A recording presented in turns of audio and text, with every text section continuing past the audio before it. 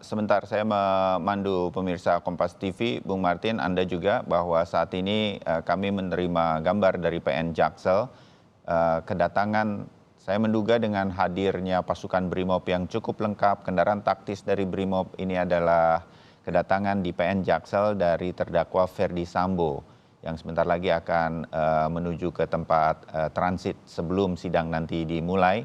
Dijadwalkan 9.30 tetapi biasanya mendekati pukul 10 nanti baru hadir.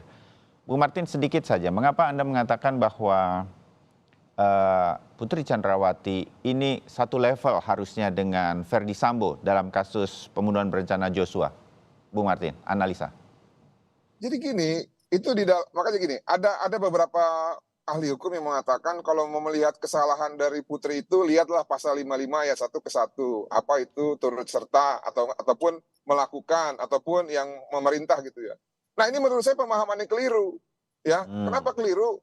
Karena kan primernya adalah pasal 340. Jadi yang dilihat itu adalah yang paling tepat ya, selain subjek hukumnya, naturally lex itu ya, barang siapa, yang dilihat itu adalah dengan sengaja dan dengan rencana terlebih dahulu. Siapa yang pertama kali memiliki niat jahat, siapa yang pertama kali membuat suatu perencanaan, itulah pelaku utama. Nah, dalam hal ini kan banyak yang bilang Richard Eliezer itu pelaku utama. Menurut saya keliru. Kenapa keliru? Karena merampas nyawa milik orang lain dalam delik 340 itu ada pada urutan terakhir.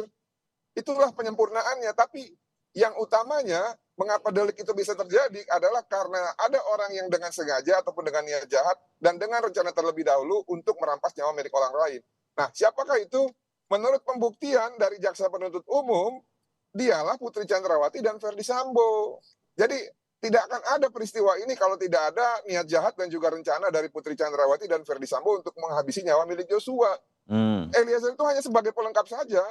Nah, oleh karena itu, ya, berkali-kali saya ulang-ulang bahwa kita ini kalau melihat sesuatu harus dengan kejernihan hati dan juga kejernihan pemikiran untuk membaca suatu ketentuan hukum. Kalau kita membaca suatu ketentuan hukum, kita cocok-cocokkan dengan teori kasus untuk menguntungkan orang gitu ya, itulah yang membuat hukum ini menjadi hukum yang buruk. Pernah ada kata-kata dari salah satu ini ya, kutipan dari senior kita juga, ahli kriminolog, yang mengatakan bahwa hukum pidana itu hukum yang jelek, ya. Apabila ya dipegang sama orang yang jelek, maka hancurlah hukum itu.